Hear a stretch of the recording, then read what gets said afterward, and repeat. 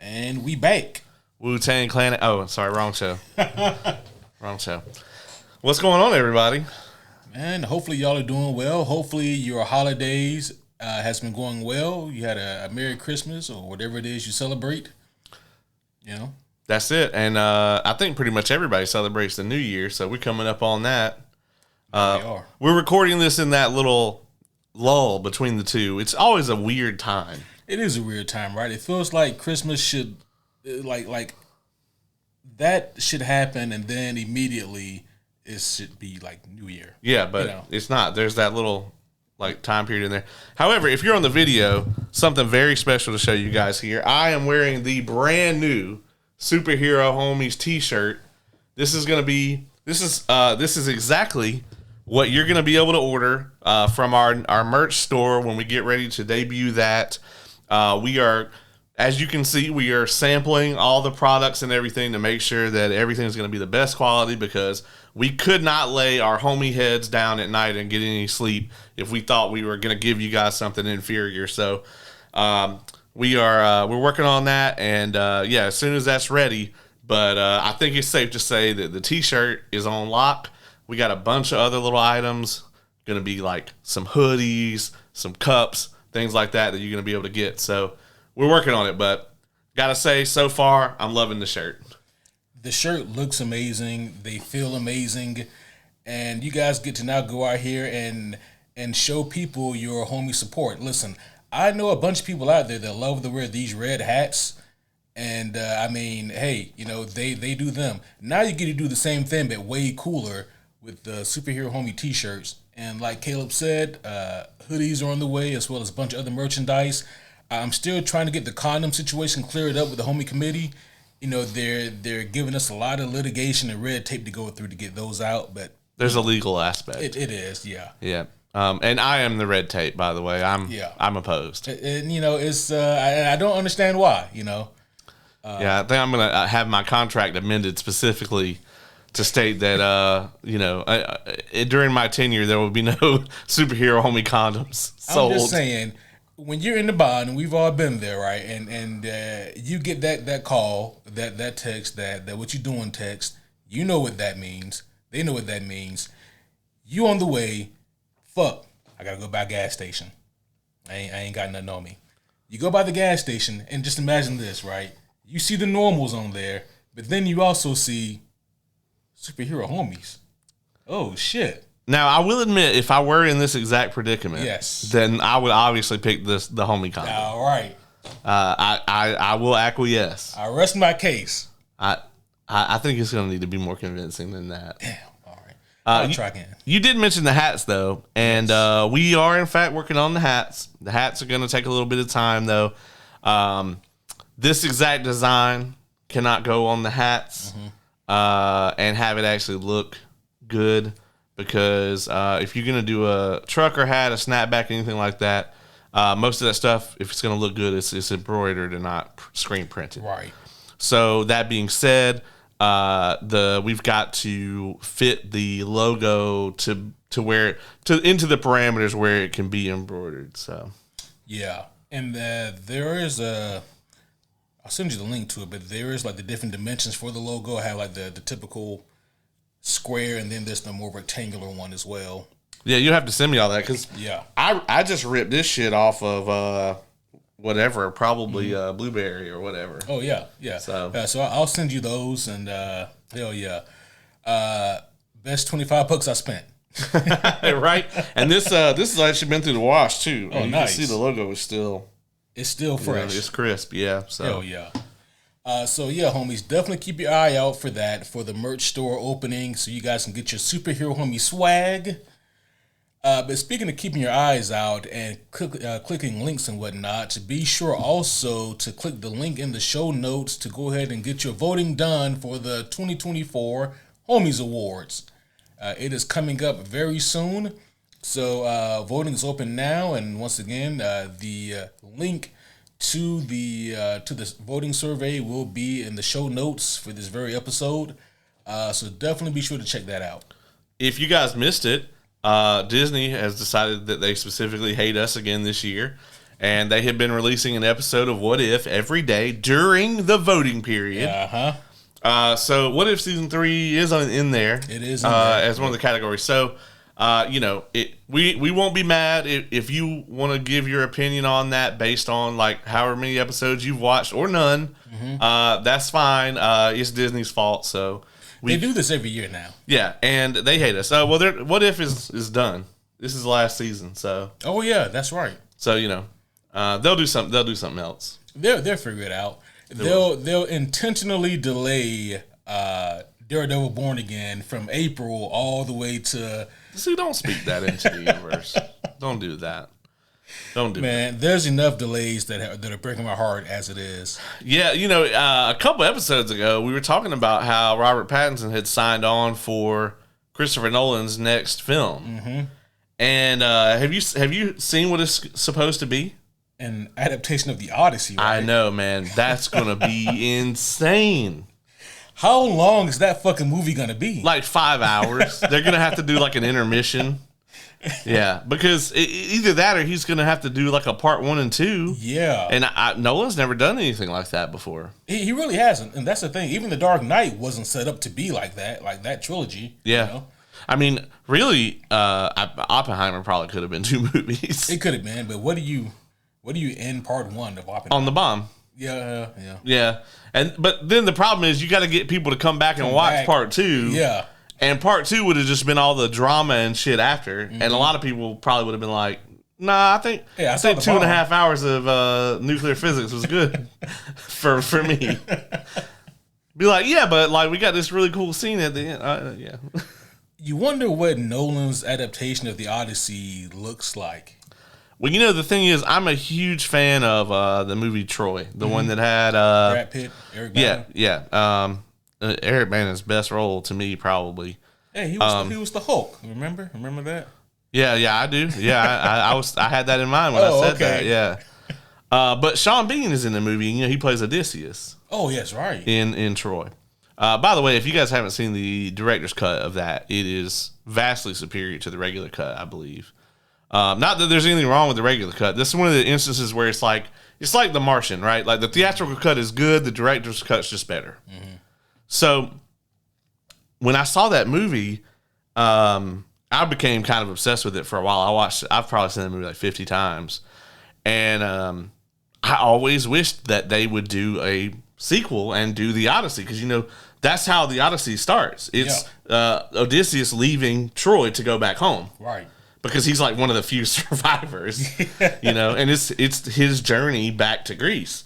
And I always wished that they had done like a Sean Bean led sequel and done the Odyssey. Obviously, they would have had to tweak some things because that movie was quite rooted in realism. Yeah, that's what I was wondering, man. Like, it was like the Odyssey is like straight up, magical nonsense from jump. Absolutely, it's definitely the drunk uncle telling his version of the story. Yeah, yeah, for sure. But that also leads me to wonder. Keejum telling him what happened. And that's exactly it. And then the story persists for, all this time. Yeah. You do wonder, though, again, what does a Christopher Nolan version of the Odyssey even look like? Like, how much of the fantastical elements would he even lean into, I mean, that's the thing, right? Is we know he can do a wide range of that, right? Because if you look at, I would say that his most fantastical movie is probably Inception. Yeah. Dark Knight Rises definitely hit on that. Interstellar definitely hit on that. With Interstellar, though, I think they cut as close as they could. Like, they took the science and then they just took one step over that line into science fiction. They tried to stick to the science as much as they possibly could, and they just kind of, the movie just slightly edges you away from that. Hate being edged. Hate it. But then, Inception is just like full tilt. Like, That's true. There's hardly any science to that. It's just straight up, this is some fantastical alternate reality where like this technology came about, and the Prestige as well. Yeah, but yeah, I'd say that the Prestige is the same thing, right? Like the thing about the Prestige, is other than the machine, it's all legit, right? That machine is a big goddamn part. Yeah, I mean, it's kind of the MacGuffin, David Bowie and his machine. It's like, all right, well, we're going to tell this story about these two magicians. Mm-hmm. All right, cool, yeah. All right, but get this. David Bowie shows up like halfway through the movie and creates a big magical machine. All right, do go on. I'm very interested. Yeah. Not to go ahead and segue us, but it is very much like how I imagined Alan Moore pitching Watchmen. Yeah. And then it's like, oh, okay, so it's about superheroes who are aging out, and they're all just costume vigilantes, and then they're forced to retire, and then there's this conspiracy. Yes. By the way, there's also a giant blue guy who's a god, and but yeah, other than that, like it's all just they're like, wait a minute, go back to that last part about the. Yeah, and the villain's got like a genetically mutated lynx. Yeah. Named Bubastis. I've already thought of that. Yeah, that's the first thing I thought of. I started at Bubastis. And then I built the story around that. Yeah. He's not going to do anything. No. As a matter of fact, I think I'm going to obliterate him. Yeah. The only thing he's going to do is get fucking dematerialized. He's going to get Beerus level deleted. Who the fuck is Beerus? Don't worry about it. Don't worry about that. I'm a wizard. You haven't heard of this yet. Yeah. But you will. It's coming. Oh, shit. What the fuck? So with that being said, homies, one and all, welcome back to another very special episode of the Superhero Homies podcast. My name is Quentin, and today I'm here once again with the greatest, the bestest, and still the ongoing champion of co-host. I'm referring to none other than the homie Caleb. Me? Oh, yeah, of course. Of course. What's going on, everybody? We didn't actually tell you. We got caught up on that whole Odyssey thing. That whole lead-in was to say that the Batman 2 has been delayed. Oh, yeah, we forgot. Because we got off on that track because we said, that we were talking about Pattinson being cast in the Nolan movie, and did that mean Batman 2 got delayed? And you were like, nah. And then I was like, all right, well, I mean, I hope so too. And then, and then it came out that the Batman 2 has been delayed again. What, 2027? 2027. We're going to have Secret Wars before we get this damn movie. Yeah. Do you think we get another season of Penguin before? My theory is that's why it got delayed. That they want to lead into it with Penguin season 2? By the Discovery execs and not Matt Reeves. I think that Matt Reeves probably had no intentions of doing a season 2 of Penguin in any kind of regard, but I think that once the WB execs saw that, okay, this show did really well for us, and what are we going to do for a season 2, and probably for what Matt Reeves had in mind for the Batman Part 2, it would not line up if they were to do something else with the Penguin in between then. And they said, okay, well, how about this? They probably made some kind of deal here where they said, okay, we're gonna do the Penguin season 2, but we'll give you whatever money you want for the Batman sequel. I don't even want to voice this, but if Superman doesn't do well, by 2027, the Batman will be the only thing there is. Yeah, there will be no DCU. So it is very likely that would be the case. Yeah, that's terrifying, to be honest. So yeah, that it could that the DCU could end before it begins. I think it's going to do gangbusters though. I think Superman will. My only concern with that is like the trailer has all this hype, but the movie's 7 months away.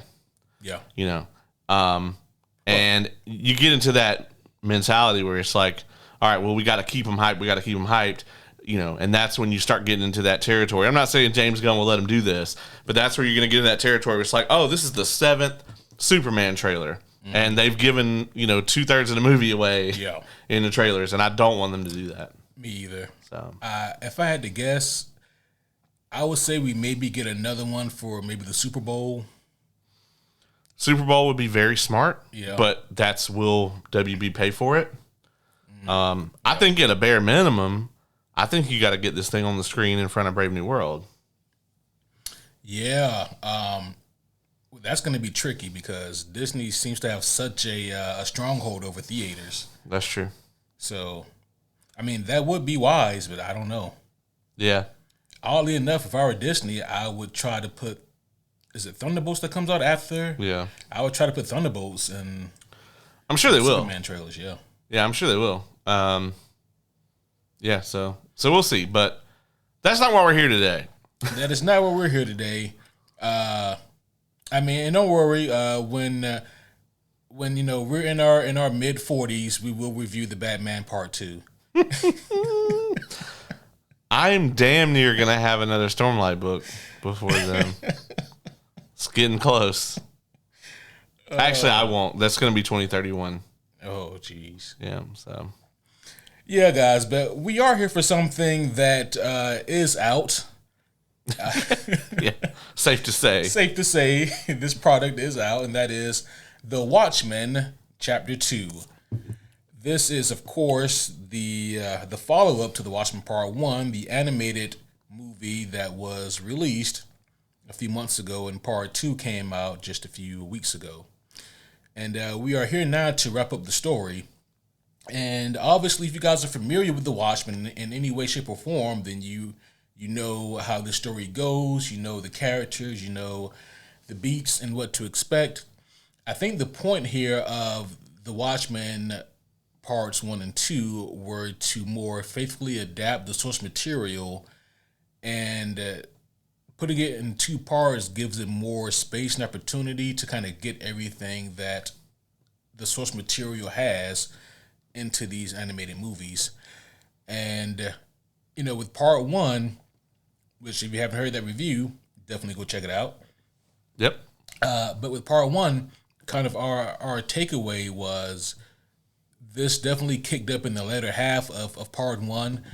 And I think overall we both enjoyed Part 1. But the question that was still in the air is, what are they going to do to make sure that it justifies its existence? Because as it stands, Part 1 doesn't terribly deviate from the Zack Snyder Watchmen movie all that much. There are obviously a few differences between that live action movie, the animated movie Part 1, and then the book. But all in all, if you've seen or read one, you kind of know what happens in the other. Caleb, what are your thoughts and feelings about Watchmen Chapter 2? How do you feel it did? So, I came in here about Chapter 1, and I was like, at the start of Chapter 1, I was like, do we need this? Mm-hmm. Because the movie's not that different from the book, and therefore the adaptation is not that different from the movie or the book. Mm-hmm. In the beginning. I will say, I love the Zack Snyder film, the opening of it. Yeah. The kind of montage they do there, I think that's really good. Mm-hmm. But as Part 1 went on, especially the Dr. Manhattan sequence, I thought was so much better than the movie. Mm-hmm. And I would even dare say that the Dr. Manhattan monologue sequence, all of that, I think the animated is my favorite version of it. Period. If you guys want to call sacrilege on that, that's fine. Whatever, I can take it. That's not my hottest take, folks. It doesn't even crack the top 10. Yeah, you will have to fist fight Alan Moore, so hope you're ready for whatever comes with that. That's okay. He's been out of spell slots, I'm sure. We gonna see. We gonna see. He starts casting some shit. I'm kicking him in the dick. I wasn't sure if he could. I was pretty sure he couldn't, but I wasn't going to fuck around and find out. Yeah, man. Part 2, I am not as enthused about it. there will be a contingent that loves that the original ending is there to adapt the book's ending much more precisely. There are certain things that are still, I think, the superior version in this. Like I think the Rorschach breakout scene, I think across the board in all of the iterations is great. Yeah. I did like the Rorschach scene with the therapist in this more in the animated. I think that's the best version of that. But I will say this. The Dr. Manhattan and Miss Jupiter on Mars scene, I thought the Zack Snyder version way better than he was here. I actually nodded off a bit during it in this one. Oh, yeah? Yeah, I don't know who the voice actors for her is, but I just didn't think she pulled it off that well. Katie Sackhoff? Is it her? I think it is. Oh my God, I'm so sorry, Katie. I love you. You fucked this up though. I didn't like it. I got your character on the Star Wars game that I play. Your likeness is in the game. I hope you get some money for that. Is it her? Oh God, I'm so. Yeah, we looked at the casting for part 1. I think we did. And I feel confident that I remember seeing her name. Please be somebody else. God damn it. Is it her? Yeah, I think so. I think so. Yeah. Looks that way. Don't do it. Oh, yes, she is. Yeah. Well, listen, I love all your other work. You're amazing as Bo-Katan in Star Wars, but she didn't do it for me, and Dr. Manhattan, too, in that scene. I don't know. The Zack Snyder version, when I watched that and every subsequent watch of it, that shit hits me. When I read it in the book, it hits me. But here, it just didn't flow for me, man. I just didn't love it. And I think that's, to me, that's the most important scene in this in part 2. Yeah, clearly it is a really important scene because without the power and impact of that scene, it's hard for you as a viewer to believe that Dr. Manhattan would be convinced to come back to Earth. Right. Yeah. Yeah, I didn't dislike it here in the animated movie. It did feel a little bit paint by the numbers, that scene in particular, you know. Yeah. Yeah, I think the thing that threw me off about the animated version, and this is maybe a small difference, but it seemed like with the reveal of her father being the comedian, 40-year spoiler alert. Yeah.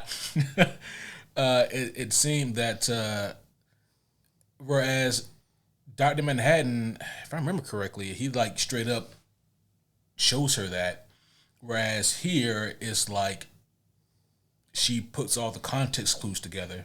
Yeah, but like, why now? You know? Yeah. That there wasn't anything that happened. Yeah. It wasn't anything that Dr. Manhattan did directly that would suddenly lead her to put it together. And it just comes off as, oh, I just had this magical revelation because the story needs me to have it right here. Yeah. I thought that was a weird choice. It was an odd decision to make. But I'm like, okay, you know, it's whatever. But, and there were a few moments like that here in Chapter 2. But on the whole, actually, I really, really enjoyed Chapter 2 here a lot. I think that a lot of the dynamics that I was really looking for, they nailed really good for me here. The Night Owl and Rorschach dynamic, I think they did a really great job with. The Night Owl and Laurie, I thought, they had way better chemistry here than they do in the Snyder film. Yeah. You also, you only get the one sex scene in the Snyder film. That's true. Yeah, they don't have the failed attempt. They don't have the abort. Oh yeah, they don't have the failed attempt, do they? Yeah, because when I was watching this, I was like, if they only do this one and not the one in Archie, I'm gonna be pissed. Yeah. Because that scene does play very well in the Snyder movie. Yeah, I mean, granted, like the sex in Archie, in the book, that's like maybe 3 panels, and Zach was like, "Nah." Or clearly, this needs to be at least 18 minutes. Yeah, yeah. And they conveniently hit the flamethrower like at the climax. That does happen in all 3 mediums of the story. Well, here though, in the animated movie, Night Owl must have been very quick because it's like he picks her up and sets her right on the panel, and then I was like, "Dang, bro, like that was a lot of buildup for that. How long you been waiting to bust that?" Dog, he was right on the precipice. Yeah, right. Jeez, God damn. I mean, hell, you know what? In a lot of ways, maybe it makes sense. He doesn't have the intellect of Dr. Manhattan, but his EQ is much higher, and then maybe whereas Dr. Manhattan can like physically please you any way that you want, Dan is the opposite. He's like, "Hey, girl, you gonna get these 2.5 pumps." And that's it. Every superhero's got to have a weakness. That's true. You know? Yeah. And his is just he's got to bust and then take a nap before he can fight crime. Before got to get that nap in. Yeah. It's like, oh, I heard Night Owl stopped a bank robbery earlier, so we got at least 2 hours to pull some shit off before we got to go back into hiding.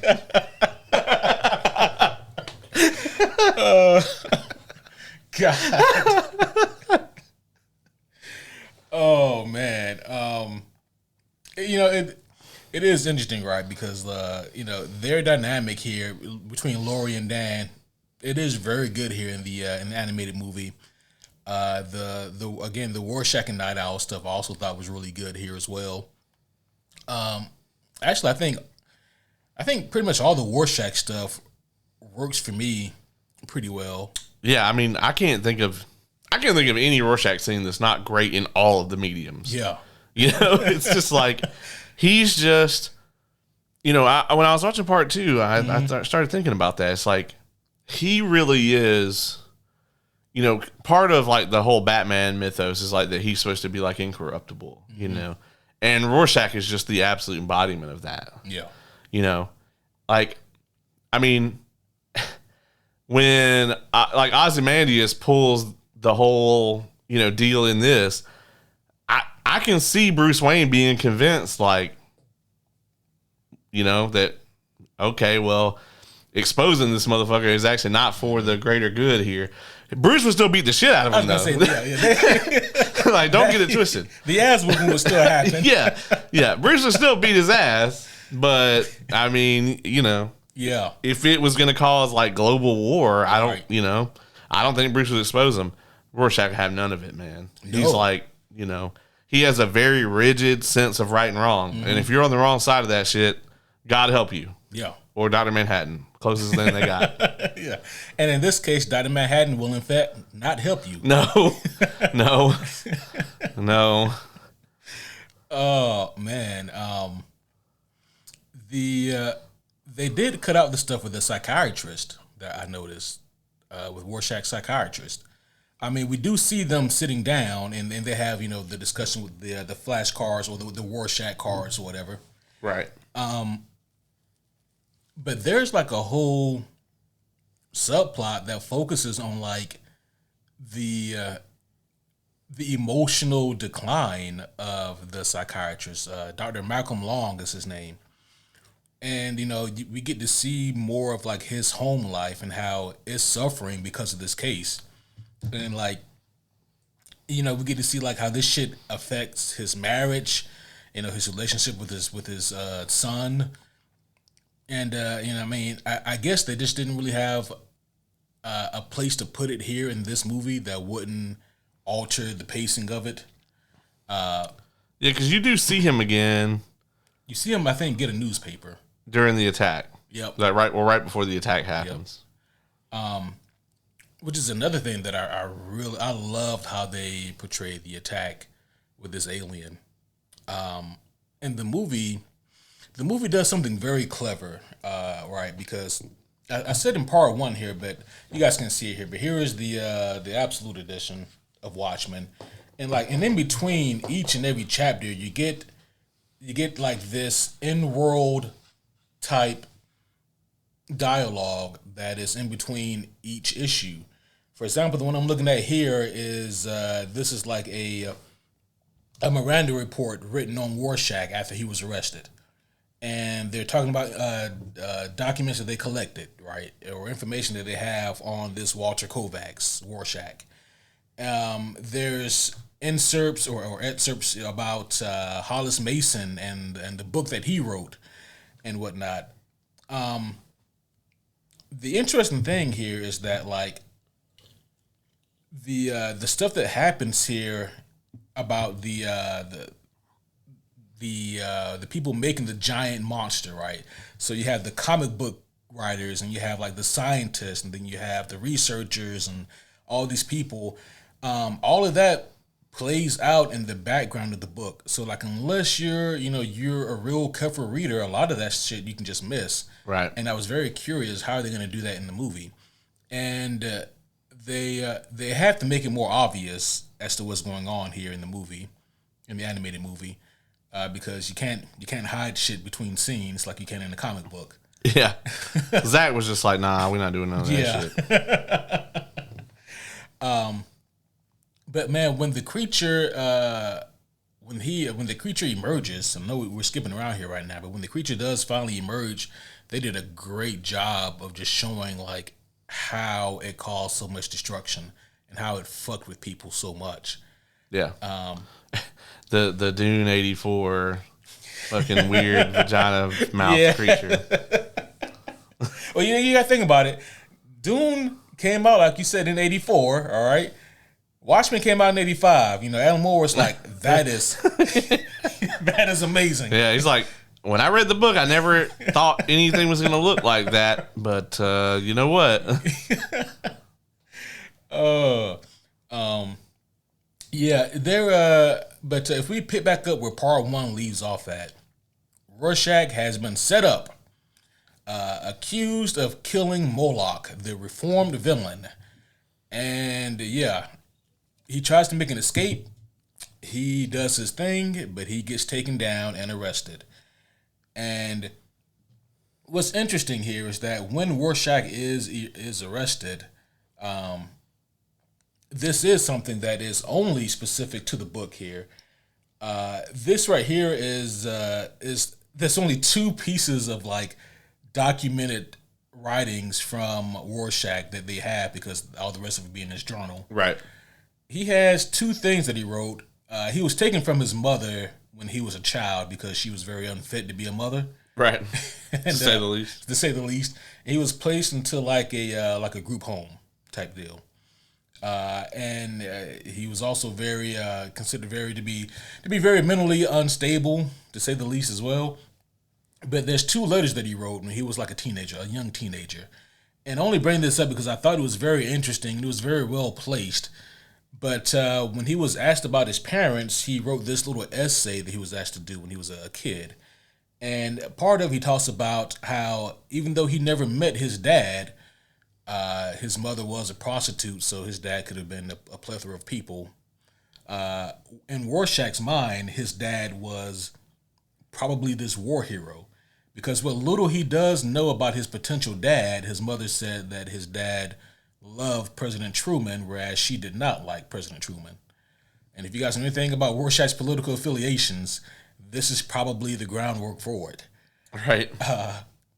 But Rorschach, he admired the idea of his father, even though he never met the man.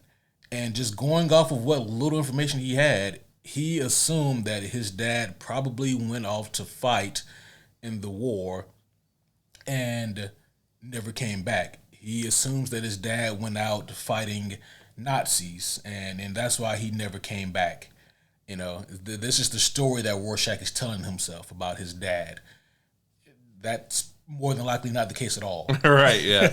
But the reason I bring this up is because he says something along the lines of, I like President Truman because my dad likes President Truman, and and he's he's such a good and upstanding president, and my dad was probably a great war hero.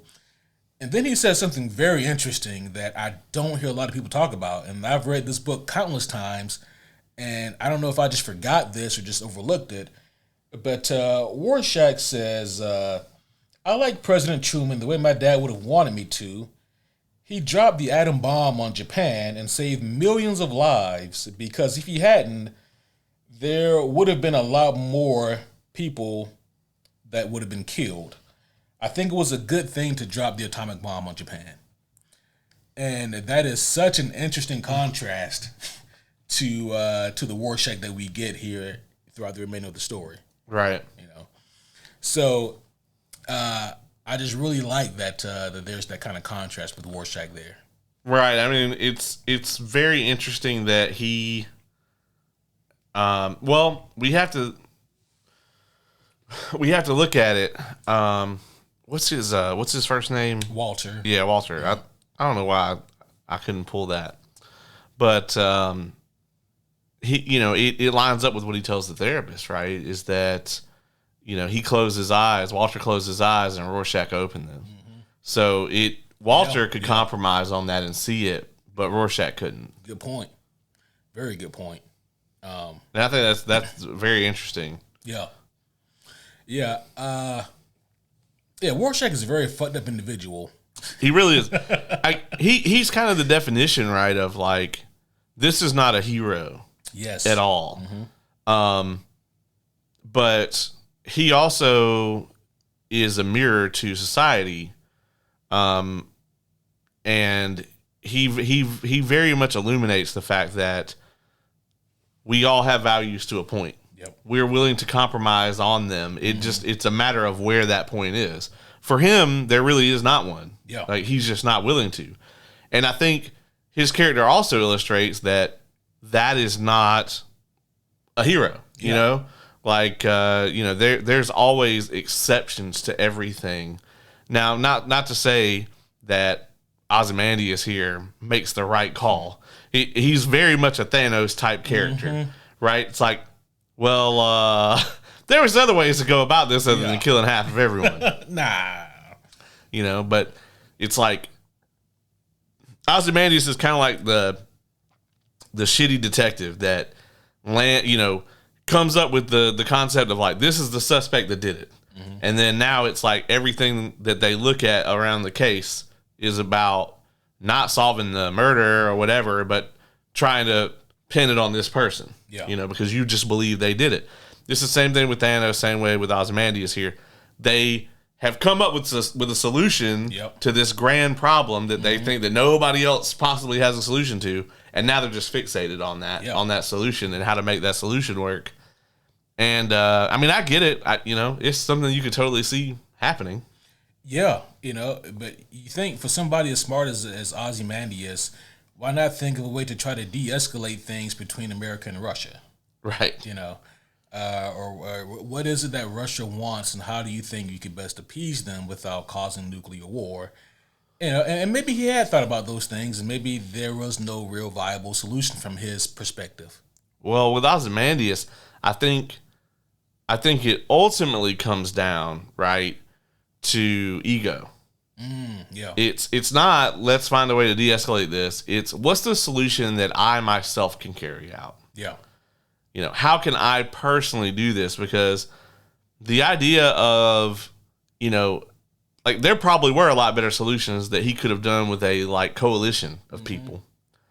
But, like, a thing that he personally could have complete control over, this was probably about it. Yeah. And it's that just ego of, it's that, I mean, probably with him, narcissism, right? Absolutely. That, like, okay, same with Thanos. It's like, this is a burden I have to bear. Right. I have to be I will be the one to carry this burden. Yeah. Yeah. Interesting side note. Someone said this the other day, and like, I couldn't stop thinking about it. It was like a fan casting for if they ever remade the Watchmen live action, and they said Michael Fassbender is Ozymandias. I think that's good. That's tremendous. Yeah. Yeah. Yeah, that's actually really good. Yeah. He would absolutely kill it. I think at this point because like when the Snyder film came out, I think a lot of people had never read the book, and so Adrian being the villain, like a lot of people didn't get it until the reveal. Yeah. Fassbender's a giveaway. He's a dead giveaway. But also, there's all these like I think the story is much more commonly known now. So Right. I think you just let it play out. I don't think you worry about like, oh, are they going to figure it out? I think most people know. Right. Not that I think they'll do a live action of this again. I don't think so. Probably not in our generation. No. I can see them doing like a mini series TV show, maybe. I agree with Christopher Nolan. The Snyder version of this way ahead of its time. Yeah. If it comes out 10 years later, I think it makes $1 billion. I think so too. And part of the reason why I think so is because it came around at like damn near the beginning of like the superhero explosion. Right. And I think that you give it 10 years, that the casual audience would be able to more commonly accept and understand a superhero deconstruction, because they would have seen so much in that 10-year span. You put the Watchmen there, which is kind of a deconstruction of the story, and I think that it would be a much more accepted and a much more beloved movie. Kind of in the way that The Boys, Yeah. was so well received. Yeah. Imagine if The Boys that came out the same time as like Daredevil season 1 or like Arrow. It probably wouldn't. It would have still been enjoyed, but probably not to the extent that it had been when it actually came out. And this is the deconstruction of the superhero team. Mm-hmm. There was no superhero team yet. It wasn't a thing that had been introduced, on the big screen or even the small screen. So, I mean, the closest thing to it was fucking Smallville. Mm-hmm. And there's like 5 episodes. So, yeah, I mean, you can't deconstruct something that's not popular. Yeah. That people don't know about yet. It'd be like Cap throwing out Avengers Assemble when there's no Avengers yet. Right. Like, who the fuck are you yelling at? Dog? What? Avengers what? Yeah, who? All right. Is that just a thing he does? Like, I don't know. But, yeah, you're right. I mean, this comes out 10 years later. I think it does a lot better because in that short amount of time after the Avengers, we got the Justice League. We got the Justice League and then the Justice League. Right. We got Kick-Ass 2. I don't know that their team has a name. I never read the comic books. I couldn't tell you. But that was a thing. We got The Boys. Yep. Invincible. Hell, Umbrella Academy. Yeah. I mean, all these different things, and then not to mention we had the X-Men all through there. Yeah. That's probably the only thing that existed as far as a superhero team up. Yeah. Was the X-Men on the big screen at this point in time. And the X-Men is kind of always just thought of as like its own property. Right. Because it is. True. But you mentioned something earlier about Rorschach and kind of about the way that he views himself. And I remember when the TV show came out in 2019, which I think is tremendous. it is good. I need to give that a rewatch, actually, I think. Yeah, now's the perfect time for it. Yeah. But I remember that there were people out there who didn't like certain aspects of it. And one of the things that some people didn't like was like the Rorschach cult people. And that was in 2019. I'm like, in 2024, surely you guys can understand a little bit more how this. Yeah. But the thing they didn't like about it was that they felt that it villainized Rorschach. And my thing is, those people got a hold of Rorschach's journal, and they took from that what they could. They extrapolated what information they could, and then they came up with this super fucked up code and way of thinking and living. The irony of it, I think, is lost on them as characters and on a lot of viewers. Yeah. Rorschach would hate that shit. Yeah. First, Absolutely. and secondly, like what Rorschach wrote in his journal, like besides that very last entry, it's not a manifesto. It's not a here's what to do. It's his own fucked up journal. Yeah. And so I think that was lost on a lot of people about Rorschach's way of thinking and how it was interpreted in the TV show. But yeah, I mean this is clearly a thing that happens in real life, right? I mean, not to get too into this, but by all accounts, Jesus Christ was a cool guy and he believed in a lot of shit. And he did write a bunch of shit down that was like, this is how you should do it. yeah. And look what happened there, folks. Yeah, there's still 8,000 different interpretations. Yeah. Check out the Crusades. Google that. Oh, my gosh. And it's like, how did we get there? Yeah. From what he said. You Yeah. know? Yeah. Yeah. Great point. So it can happen, you know. Oh, for sure. And so you can't let what happens in the wake of somebody kind of define them. At the end of the day, like, people are going to do what they want to do. And if they can point to a thing to convince other people to go along with them, they're going to do that. Yeah. So I have a feeling, I'm not trying to say anything, but I have a feeling that the readers of the New Frontiersman might have been kind of gullible to some of this shit. Just saying. Yeah. Yeah. I mean, the New Frontiersman, like, it's not just right-wing propaganda. It's, imagine if Alex Jones' podcast was a newspaper.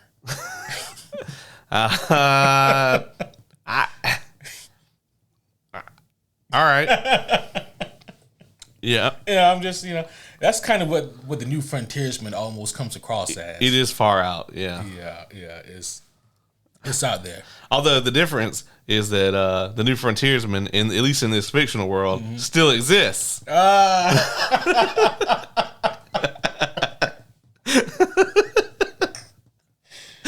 God damn. Yeah, well, Here we are. yeah, when you're right, you're right. Oh man. Anywho, what do you think about the scene when we see Lori and Night Owl putting out the fire and helping the people in the apartment complex? I thought it was really well done, man. I really like the animation style in both of these parts. It's grown on me. Yeah, I gotta say too that I liked it more here. Maybe my eyes are just more used to it, or maybe this one was like more refined, because they had some time to tweak it. Because I would imagine they probably made it all at once. Yeah. I did notice, oddly, like a lot of the blimps are gone. A lot of the what? The blimps. We talked about in part one that why is all these fucking blimps? Yeah, we saw the Gunga blimp like maybe 2, maybe 3 times in part 2, but that's it. Yeah, but like that was just just barely. Yeah. But a lot of time when they were flying through the sky, there was like nothing up there, and I was like, "Where's all the blimps?" We're having all the blimps. Yeah. But yeah, I mean, I like the scene where they put out the fire. I think in the Snyder movie, they didn't. Did they have that in the Snyder in the Ultimate Cut, but not the theatrical? Right. It was also in the theatrical. It was okay. Yeah. So, all right, okay, so they put that in the theatrical. So the Hollis Mason death is not in the theatrical. That's in the Ultimate. That's in the Ultimate Cut. And didn't they just put an extra action scene in there of Night Owl and Laurie beating the bejesus out of the gang? I'm pretty sure that's, yeah. Yeah, that's just some shit Zack Snyder just came up with. I mean, it's a good scene. Yeah, it is. I like it better here in the animated movie because you don't just see this old man get his house ran into and die. You see like what led to it. Yeah. And also in this movie, you get to see more of Dan's relationship with Hollis. Yes. And how that affects him. It was much more impactful. Yeah. The Rorschach scene with his therapist, man, is so well done. It's kind of like Dr. Manhattan's monologue. It's the equivalent, I think, in this part. Yeah. Like I love it end to end. It's I was watching this. The homie Kay is not a fan of the Snyder movie. And that's all she's seen. She hasn't read the graphic novel. Yeah. She hasn't watched part 1. And she came in during that, and she was like, after about 2 minutes, she's like, I'm already more into this than I was the movie. And I was like, yeah, this is great, you know? I just loved how he, you know, we talked about it earlier, how he said, you know, Walter shut his eyes and then Rorschach opened them. Yeah. Loved that aspect of it. Seeing him, you know, the way he, like, Jigsaw killed the guy, you know, was great. So, yeah. And his therapist's reaction to all of it. Oh, yeah. and that's like one of my favorite moments, actually. And unfortunately, we only get this in the comic book. Like, his whole interaction with Rorschach over like a course of a week or 2 weeks fucks him up tremendously. Yeah. Right. And it causes his marriage to deteriorate. And there's a moment there after Rorschach tells him about that story. He has like a dinner party that night. It's him and his wife and like another couple that they're friends with. They come over, and they bring it up. The other couple bring it up, and they go, "Hey, so like you're, you know, we saw you in the paper. Like you're interviewing like this Rorschach maniac, right? So what's going on with him?" And she's like, "Well, you know, his name is Walter," and his wife was like, "You know, we don't have to talk about it here because she doesn't want anything about that at this dinner party." And then there's like a moment of silence, and he goes, "Yeah, so Rorschach told me about this, about how he became, or Rorschach, how Walter became Rorschach. Yeah, it was this little girl who got kidnapped, and they go, oh, Rorschach found the guy and then gave him 1-4 or whatever." And he goes, no, the little girl was dead, and Rorschach burned the guy dead. And then like there's like another awkward pause, and the wife, she's like fuming, and then the couple's like, we forgot to check on the babysitter, and then they get up and leave. And it's incredible. And then the wife, she's had enough at that point, and she's like out of there.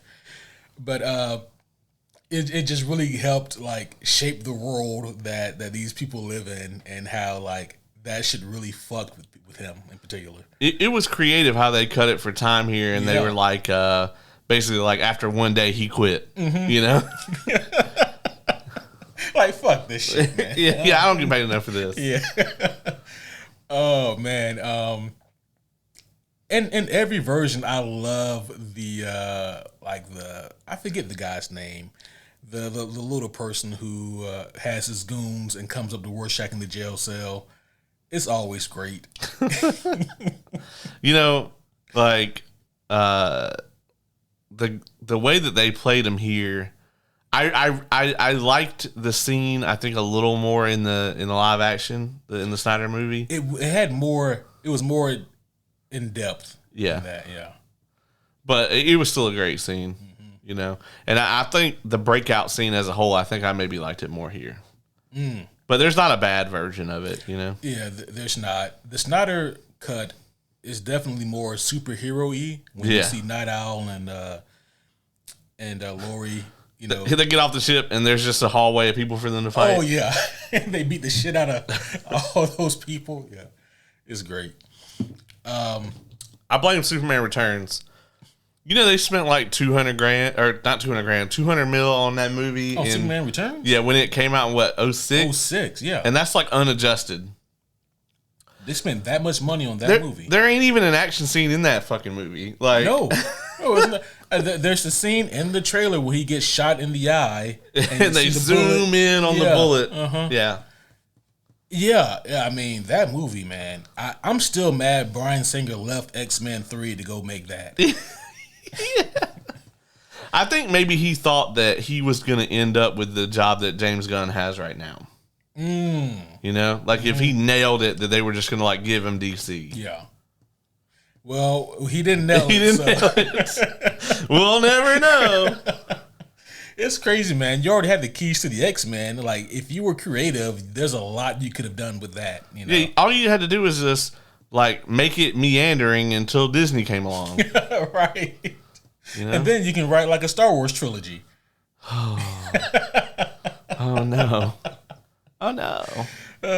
Shout out to old Simon Kinberg. That's fucked up. Oh, well. I'll tell you what else is fucked up. What happens in this story? Hey man, I watched a good movie that was directed by fucking Greg Berlanti the other day. So, What movie? Fly Me to the Moon. Oh, you told me about that. Yeah. It came up directed by Greg Berlanti, and I just kind of lowered my expectations. I just grabbed the dial and was like, click, click, click, click, click, click.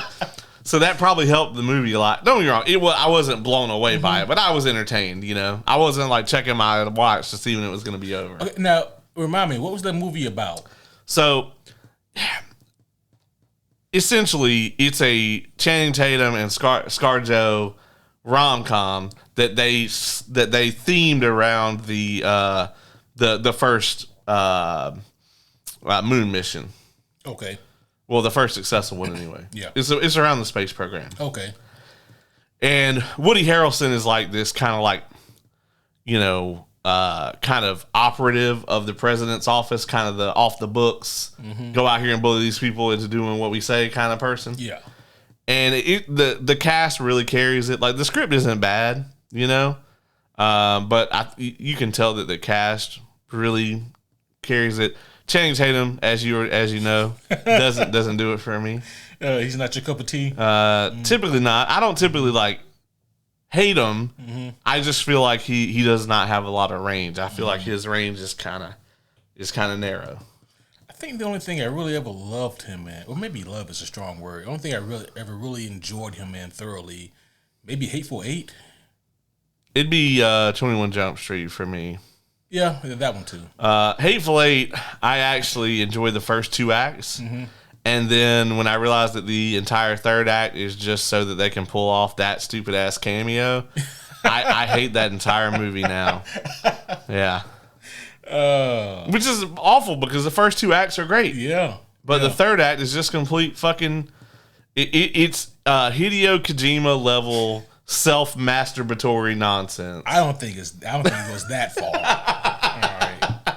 Speaking of self-masturbatory nonsense, Alan Moore. Oh, yeah. Would never do that. Well,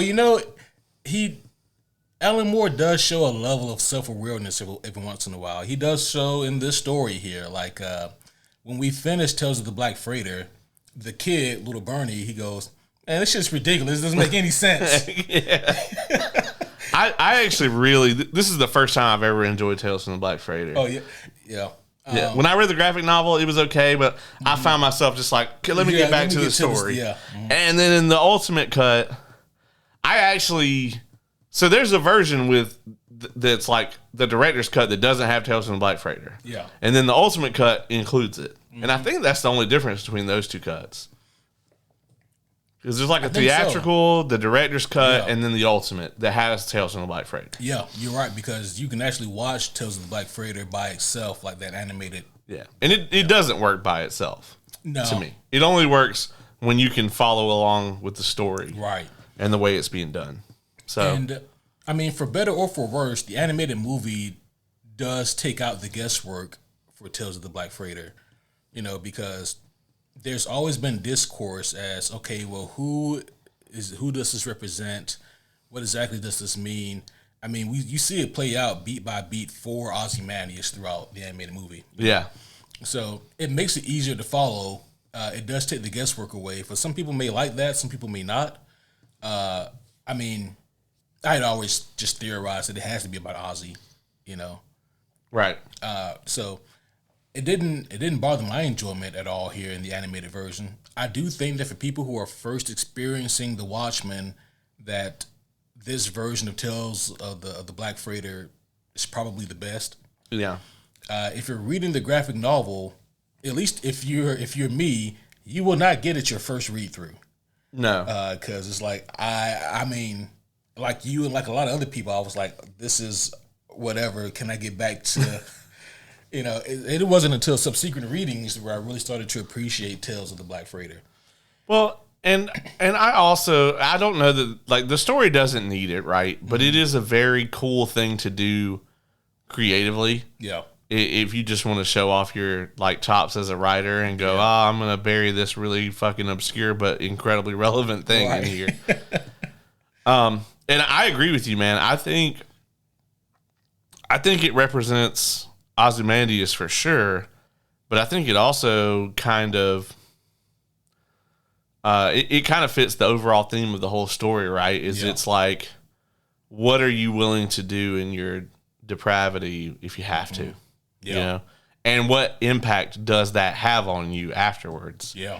Like, can you endure certain, because most people can endure just about anything, as far as like we just have that survival instinct built into who we are. Right. Like if it's not going to fucking physically kill you for the most part, most people can go through adversity. They can survive it. It's just built into who we are. But what this story examines is that you can't go back. You can't be who you were before you endured the trauma. You have to be able to process that shit and realize that you can't be the person you were before it, but you can try to be a new person that you are okay with being. Yeah. And Tales from the Black Freighter skips that last part entirely, and it's just straight up like this person who has been driven to absolute lunacy by the conditions they're surrounded with. And that person trying to return to any level of normalcy and the impact that it has, Yeah. And I forget the main character's name, but in his quest to stop this impending doom from reaching his hometown and destroying his family, he himself becomes the horror that ends up destroying his family. Yeah. And then in his depravity, he looks down and he sees what he's done. He's murdered his wife, who was so looking forward to getting back to and saving, and he looks into his children's eyes and they're just terrified. And he goes to the Black Freighter and he realizes that they don't need to destroy Davidstown. They just need me. Yeah. And so does he save Davidstown? Technically, yeah. But look at what it cost him. Yeah. Basically everything. Yeah. Definitely his humanity. Oh, yeah. And it just so happens, this is not a parallel that I would draw any other time, right? But it just so happens that I, have been binging Better Call Saul constantly. Yeah. And there's a Gustavo Fring parallel there, Oh, wow. with the revenge quest that he goes on over his brother. Oh, yeah. And look at all the shit that he ends up going through and how many people had to die and everything so that he could get his revenge. Right. And it ultimately is his undoing, Yeah. Like I said, I never would have put that together. I just so happened to be watching both of these things right now. I was like, hey, wait a minute, Yeah, I never thought about that, but yeah, you are correct. Yeah, they being Lori and Dan, they do spring Rorschach out of jail.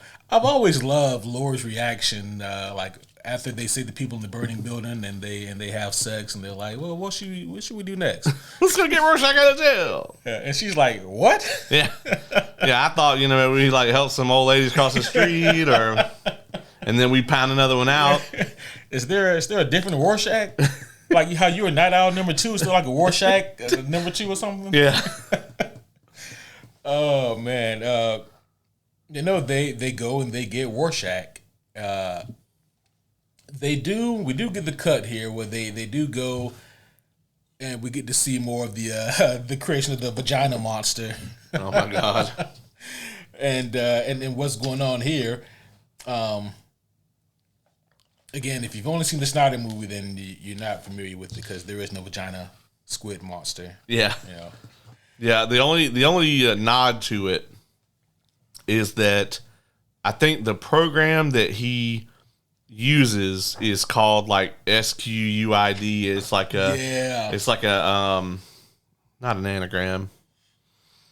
Acronym. Acronym. Thank you for whatever. It doesn't actually tell you what the acronym is.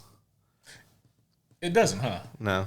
That's kind of If you ever meet Zack Snyder, I know that's going to be the first thing you ask him. That's right. What's the acronym stand for in the Watchmen? He just comes up with it right then and there. I mean, he probably does. Yeah. He probably does know off the top of his head. He's got to have been asked. It had to have at this point. Dr. Manhattan comes to visit, and he takes Laurie to Mars so they can have a discussion. Also, what an asshole of him to forget that humans need air. Yeah, and he does that in all three versions. It goes on for much longer here than it did in the Snyder movie. Mm-hmm. I was like, are you gonna, It does go on for a while here. I do agree. Because in the Snyder movie, she just like can't catch her breath, and then he's like, oh, and then he puts the bubble around. I think both of them in the Snyder one. Yeah. And so they're just kind of standing in this little bubble talking. This is where this one lost me, man. I felt so disconnected from all their stuff on Mars, and like that's probably my favorite part of the first of the story. Right, is their discussion there, because I think it carries the most emotional weight of anything in the story, and I absolutely loved it in the Snyder movie. And here, I don't know, I just felt really disconnected from it. It was like when Dr. Manhattan is like trying to explain it here about how she's like a, what is it, thermodynamic miracle or whatever. Mm-hmm. I'm like, bro, don't like stick to your fucking physics job. Don't write Hallmark cards, bro, because this is like it'd be like a computer trying to be romantic. And like I get it, right? Like that's what it kind of should be, but I don't know, man. It lacked any emotional weight of like for the animated here. Whereas when I read it and when I saw it in the Snyder movie, it really impacted me, and it got me to like feel for the character. And I think a lot of that comes down to, like we just talked about earlier, is in the Snyder movie, and I think also in the graphic novel, he kind of shows her the things that led up to this, and he gives her the pieces to put this all together. But in this version, she just kind of randomly puts together shit that she's known for 20 years. Yeah. And you're like, where's this coming from? And like, I think that just, once my brain is like, this is stupid, you've lost me. You know, I can't feel anything after that. So. Right. Yeah, I'm kind of with you here. My thing is like this, right? I think I like this scene a little bit more than you, but I think my reasoning is because I understand what it's supposed to be. And so I guess just by proxy of watching the Snyder movie and reading the graphic novel so many times, I still feel the things that I'm supposed to feel. Right. But it's like, there's something with the presentation and the delivery of the scene that does feel a little bit flat here in comparison to the other two versions, And I'm not really sure why that is. It's just, there are things that could have done to have it have a little bit more emotional impact. It's not the dialogue for me. I think maybe it's just the way that it's delivered or directed for this instance that just doesn't really work for me the way it should. But, it's not terrible nonetheless, but. No, I agree with you. Like, I know how it's supposed to play out. I actually think that hurt it worse for me. Yeah. Because, like, I'm sitting there prepared for him to drop this weight on her and, like, her to react to that. And we just never got there. For me, I just kind of watched it play out, and I was like, oh, okay. It just wasn't believable to me that she convinced him of fucking anything. Yeah. He just kind of, like, talked himself into it, I guess. You kind of did. Well, she kind of talked herself into who her dad was. Yeah. Yeah. Yeah, and I think also, too, the chemistry between, I can't remember the actress in... I forget her name, yeah. Yeah, in the Snyder movie. But the chemistry between her and the comedian was, like, really good, I think, in that. And here, I just never really got that,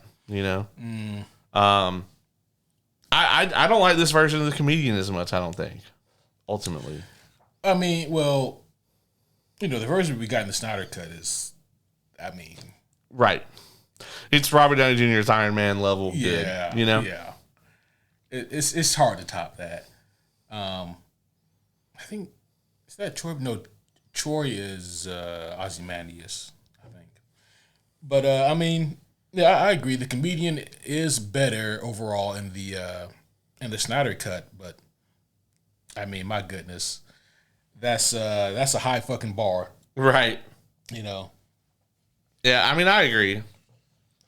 But yeah, Dr. Manhattan does eventually realize that, it took all these coincidences to get you, and he goes down like this whole diatribe basically of what it takes, what it took to get Lori, like all the things that could have happened, all the things that could have been differently, but so many little coincidences led to getting Lori.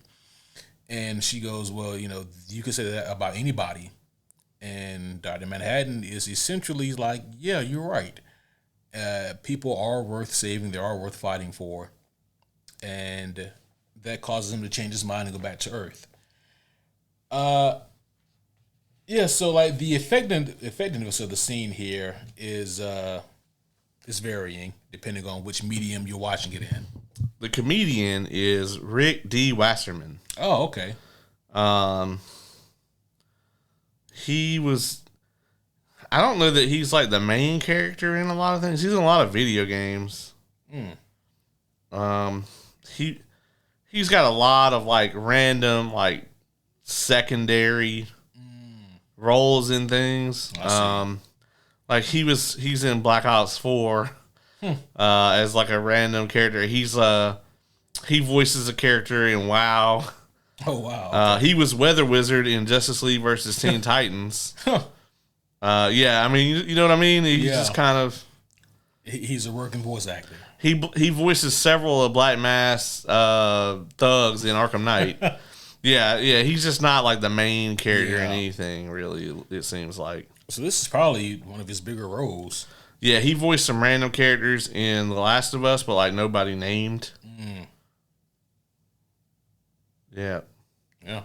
Apparently, do you remember Kingdoms of Amalur, that game? Yeah. He apparently voiced like a ton of people in that because it's like a paragraph here. So, he did Clayface in Arkham City. Oh, okay. So yeah, this is like they threw this dude a bone. Yeah. Yeah, can't recommend, honestly. See, I didn't think he was bad though. I didn't think he was bad. It just, I feel like that's a role that doesn't have a lot of screen time in this, but it's so important to get them right. Yeah, absolutely. And I'm not saying that he did a bad job, and I'm not saying that comedian wasn't done well. I just don't think chemistry with voices is so much harder, I think, because a lot of times they don't even really know what the animators are going to do with it when they're recording in the booth. And a lot of times also, and we don't know either way here on this. We could probably find out, but a lot of times when they record the voice lines for these things, they're just in a booth or at home. A lot of times the other person's not even there. Yeah. They're acting against themselves. Right. So, it's hard to pull it off. Whereas, like, obviously live action has the benefit of, like, you're standing across from the other person. Right. And if you guys have chemistry, then that's going to come through on the screen as long as the director knows what they're doing. Yeah. So. Yeah, all good points. Yeah, sometimes the shit works, sometimes it don't. Yep. What can you say? Yeah, there was something else I had in mind that I want to say about the comedian stuff. It'll come to me when it comes to me. I did think that, like, I liked Ozymandias spelling out, like, that was the day he realized that the shit just wasn't going to work. Yeah. With comedian, burning the map. Back at that Minutemen meeting they had. Yeah. Yeah. The what was the name of the team. Yeah, not Minutemen. It's like the World Savers or some lame ass name like that. The Crime Fighters. Crime Busters. The Crime Busters. Yes. Which, yeah. The Crime Busters. Yeah, the Crime Busters, yeah. Yeah. That sounds like a failed vault product. Right. Yeah, when are we going to roll out the Crime Busters? We think that they'll really hit the 18 to 30 demo. You can hear them pitching it. Yeah. Oh man. I'll say this. I like this version of Ozymandias more than I like the Snyder version. Agreed. You could tell in the Snyder version when they showed up to fight him, Zach was like, "We got to give him something." Yeah. Nah, not here. Yeah. They didn't lay a finger on him. No, and like it's so effortless. It's almost funny. Yeah. You know. Even though like in the Snyder, it happens here too, but like in the Snyder version when Rorschach goes to try to fight Ozymandias and like he gets like fucking judo thrown and like his hat comes off and that shit just gets me every time. He sticks him to the fucking table in this. I was like, dog, there's no need for all that. All right. Fucking chill. Yeah. And then, Night Owl, he could have played defense a little bit more. He was like, my laser didn't work and I ain't about to punch this motherfucker. Rorschach can try all he likes, but ain't shit I'm going to do. Yeah, he just kind of hangs out. Is in the movie, you at least, they kind of have a chance, like in the Snyder movie. The two of them at the same time going at him. But yeah. We get the bullet catch, which is always fun. It worked a lot better in this than the way over stylized way that Snyder did it, Yeah. Well, he was like, "There's a fucking bullet catch in here." Yeah. Yeah, I have to zoom in on this and do it in slow motion, and we got to do all the things. So we get the scene where Rorschach and Ozzy they piece together. Okay, all of these shell corporations all lead back to Vite, and holy shit, the one piece of the puzzle that doesn't fit into anything is the one who's behind it all, Ozymandias. He had to have orchestrated his own hit on himself to make himself look like, he was a victim like everyone else, but that attempt just failed. But all these shell corporations, everything, all the people who were given cancer by Dr. Manhattan were all they were all employees of Nova Express at some point. And so they pieced together that the person behind this, it's definitely got to be him. And so they get together, they get an old Archie, and I guess Archie's got some good fuel mileage because he just zipped over to Antarctica. I always wonder. I never thought about this, but like because of Dr. Manhattan, they have like different modes of transportation, or at least different modes of energy. But Archie just looks like he takes gas. Yeah, like he just takes good old fashioned American diesel. Yeah, I'm assuming that maybe he was around before or something. I don't know. Mm-hmm. But either way, he gets some good ass gas mileage because they got to Antarctica and they got to assume that he got enough gas to get back. Yeah, yeah, because they don't know that John's going to be there. Yeah. So they don't know that. So, like, he's got to be able to have enough fuel to go from New York to Antarctica. Yeah. And I don't think we have very many planes that can do that. We may not have a plane that can do that. We may not, but we don't have an Archie either. Yeah, that's true. Yeah, because I think, Sydney to L.A. is, like, the longest flight in the world. I think it's like 18 hours or something. That is awful. Hold on. Let's see. That sounds terrible. This is Googleable. There's a very short list of things I want to do for 18 hours straight. The longest commercial passenger flight ever. Let's see. That's ever taken place was from Ceylon to Australia. 32 hours, 9 minutes. Good Lord. Yeah, that's a long ass flight. Let's see. The current longest flight you can get is between New York and Singapore. It's 9,537 miles. How much time is that? Let's see.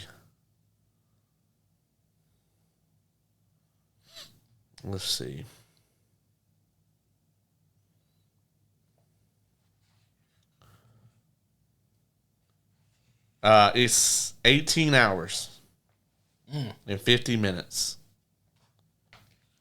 Yeah, dog. That's gonna be a no for me. Yeah, and it's Jesus. Yeah, the only plane that does it is the A350, which it has a fuel capacity of 44,000 gallons. Damn. Yeah, and it can do up to a 19-hour flight. So they barely make it there. Yeah, I would not be comfortable with that shit. No. Like, if anything goes wrong, right? You know? Yeah. Nah. Yeah. No. That's gonna be a no from me.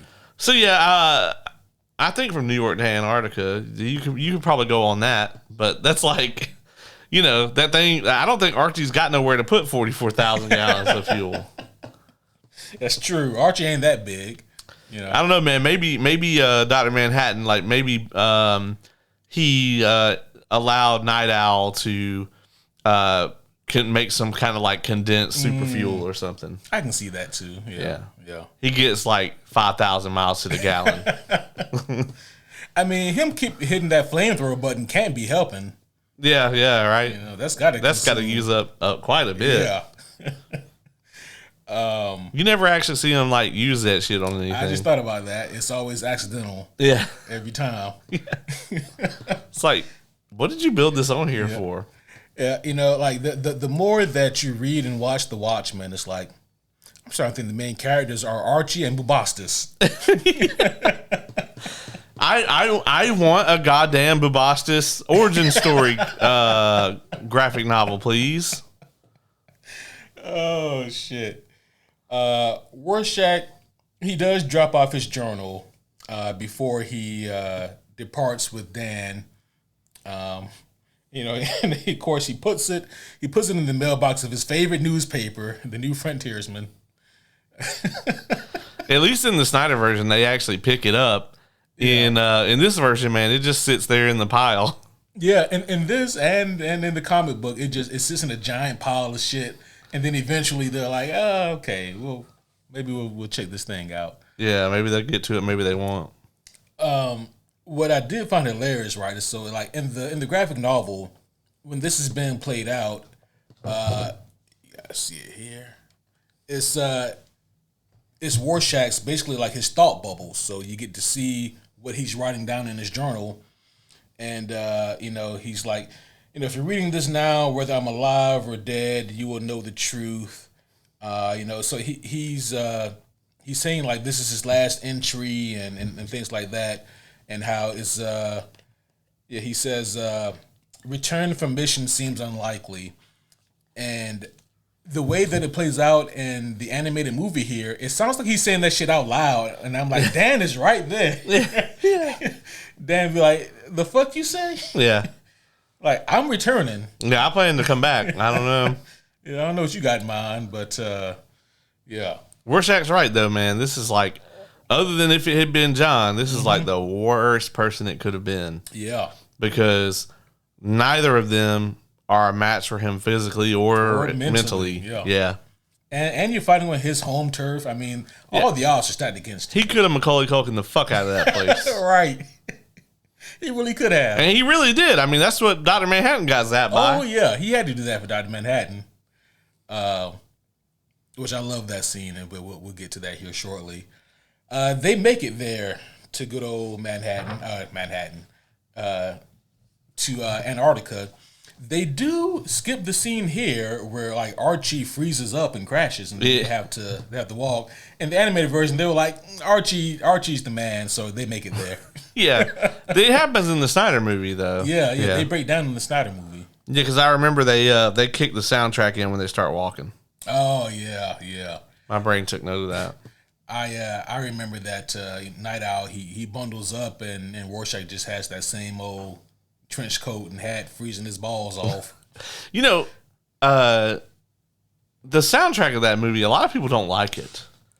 Yeah. But I think it's really on the nose. Like and not like too much. Mm-hmm. Like I really I enjoyed the soundtrack for that movie. Yeah, I do too. You know, like I think maybe everybody goes to Hallelujah, and maybe that maybe it's too much. I don't know. No, I thought it was just right for that scene. I never minded it. He's been waiting a long time to bust that nut. Man, yeah. See, Night Owl there is like a total Chad compared to Night Owl and everywhere else. Yeah. This motherfucker's the king of Atlantis. Yeah, and he's the king of Atlantis. Come on. He didn't even call them. He was like, I got this shit. Yeah. I got it handled. If you don't understand that reference, the same actor plays Orm in the Aquaman movies. Yes. And he's also a ghost hunter. Yeah. You know, he's yeah. Sure. Yeah. Yeah, so in the graphic novel, they do have to trek their way to Ozymandias, whereas in the animated movie, they just kind of land right outside the front door. I mean, why add the extra time? That's true. You know? So at this point, we have to remember that Ozymandias, he has essentially killed like all the shareholders, all the people who knew anything about the project, the whole fucking island that he owned, that he had the scientists and researchers and comic book writers, you know, working on this movie. He had all of them sign an NDA and then blew up the whole fucking island. Yeah, when they were like, our boat will be here soon, I was like, yeah.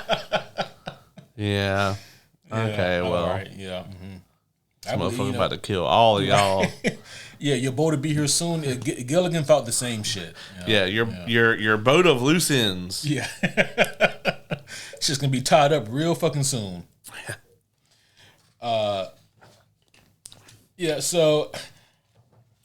Killed his own staff, man, and you know, they do it in a bit more detail in the graphic novel, but they still get the point across in the animated version.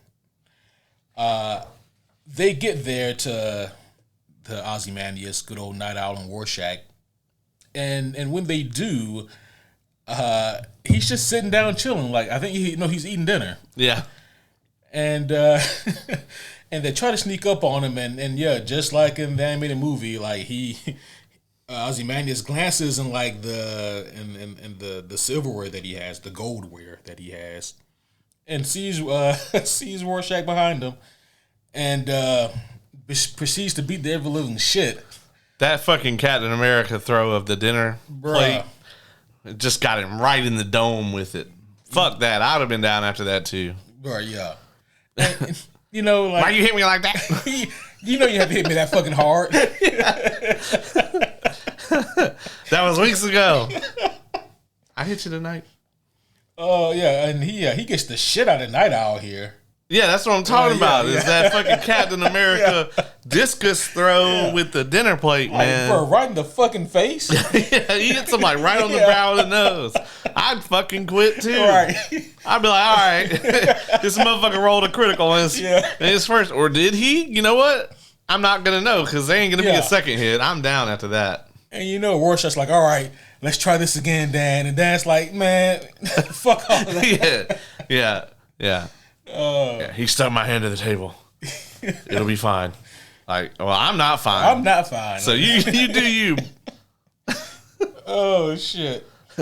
What you gonna do? I'm your only friend. You can't do shit. You know, there is an interesting part here, right? So they after the kerfuffle, because I don't even know if you can call it a fight. I think for it to be a fight, it needs to be like, you know, some level of competition. There's really not here, because I mean, Ozymandias he's the fucking man. But eventually they're like, okay, fighting him may not be the solution. Let's try to use verbiage and see what we can do. Ozymandias does eventually tell them the whole scheme. So Dan was thinking his whole theory was whoever is behind this, Ozymandias, is trying to kickstart World War III. And it's actually quite the opposite. Yeah. He's not trying to start anything. He's trying to end it before it happens. Yeah. Now, what he does to get that accomplished... Only mildly horrific. He killed less people than Thanos. He did. Way less. Yeah, way less. Not even comparable, right? Yeah.